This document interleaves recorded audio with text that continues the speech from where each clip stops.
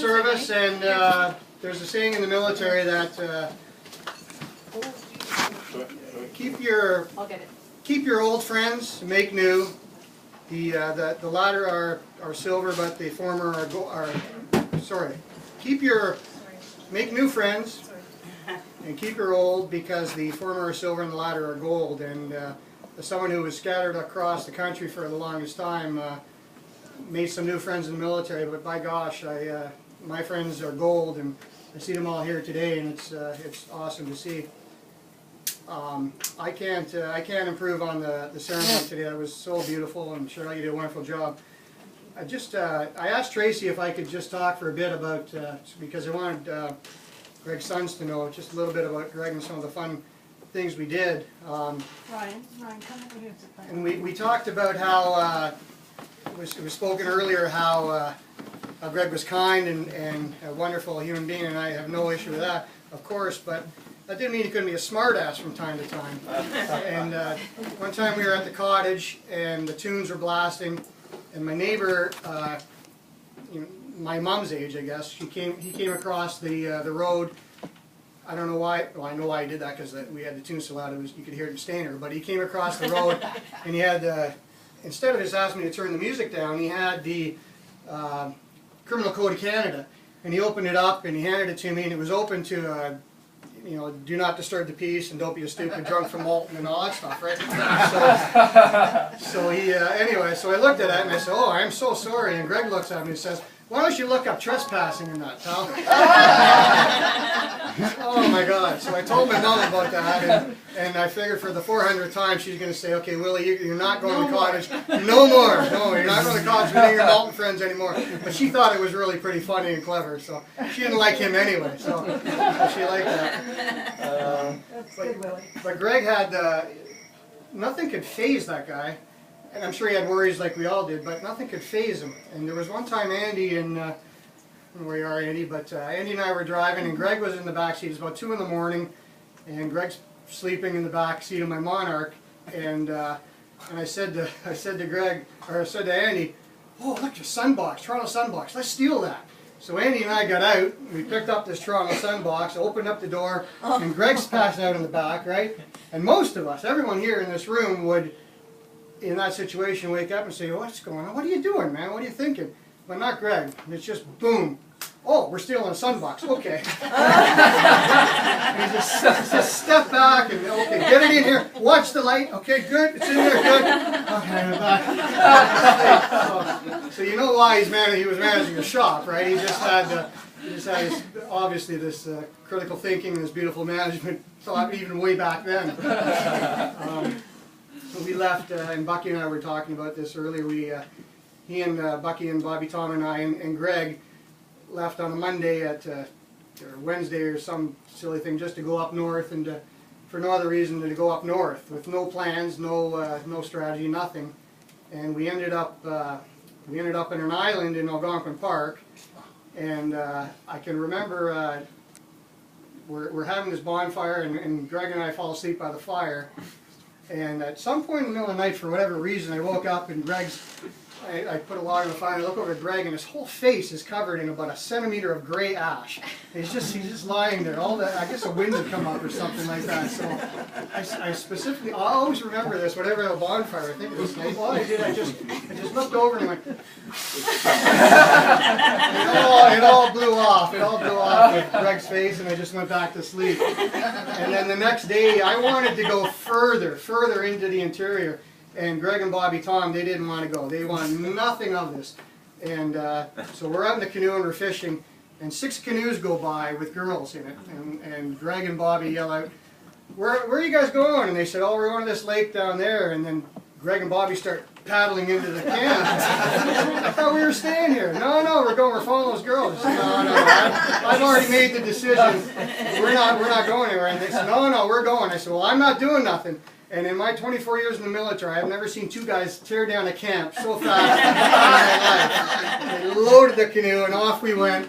14 kilometers with the beer bongs and the whole bit, and everyone's they all know what they're doing. They got the knapsacks and everything. We've got suitcases. We look so stupid. Anyway, we find the girls, and they liked us about as much as the plague. They didn't want anything to do with us, so we went off, and we couldn't find a campsite. So we got a little fire going, cooked some bacon up, and the guys are. We're having fun, having some beers, and we wake up the next morning. We finally find a campsite, and I specifically remember it was my birthday. We went out fishing, and didn't catch much, and then we came back, and Greg, we were going out for a nighttime fishing, and Greg's got a fishing rod in his hand. That whole trip, I think Greg either had a fishing rod or a beer in his hand, or both. It really didn't matter, right? You never see Greg without a fishing rod or a beer in his hand. And his shorts, and he's got his toes in the sand, as the pastor said today. It was great.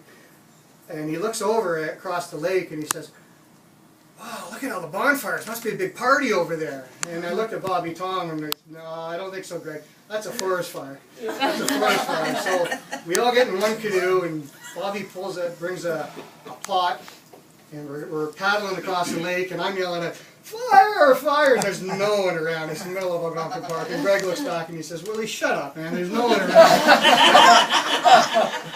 So we get, and then that sinking feeling in your stomach when you realize, uh-oh, I think we might have started that fire. We had that little lunch of bacon not in an approved campsite, and it went through the ground and hit some trees. And it's a fair-sized fire. It's about 100 feet by 35 deep.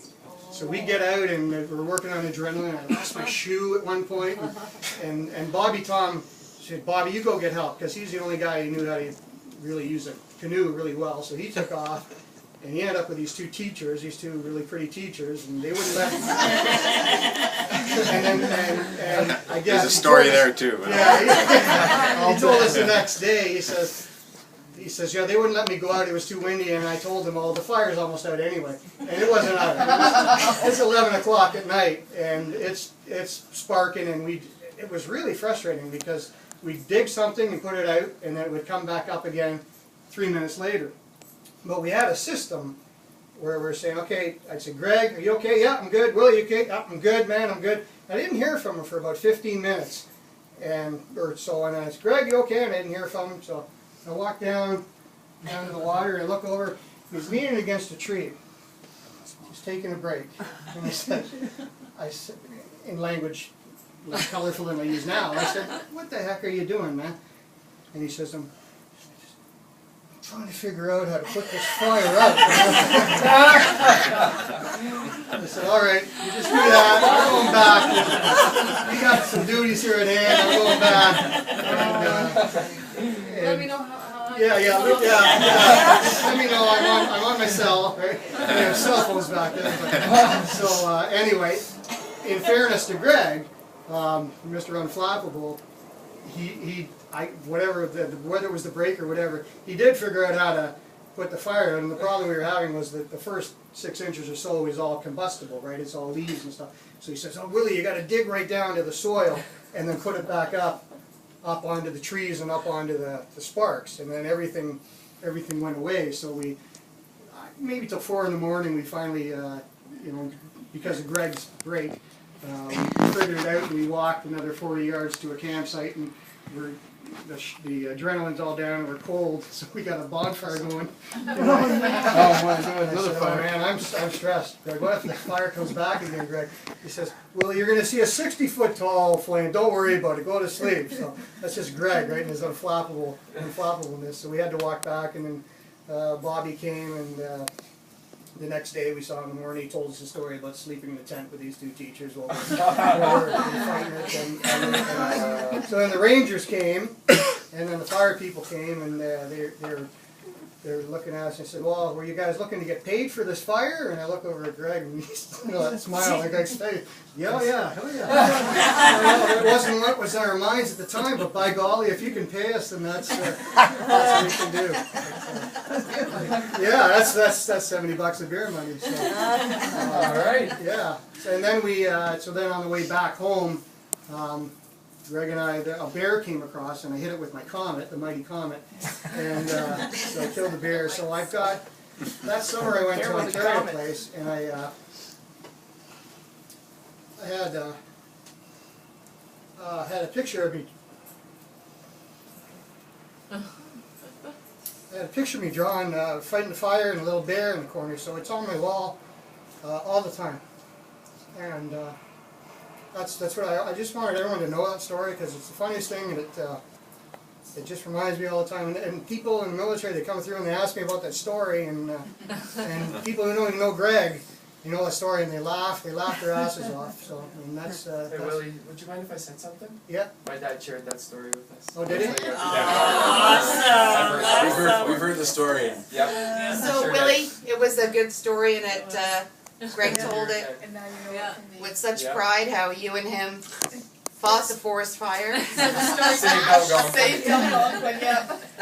So you thought. So there's no embellishment there, is what you're But saying. thank you so much for sharing that with us. Cheers to Greg. Yeah. Wonderful. I need a beer now. Now, Willie, share the story about the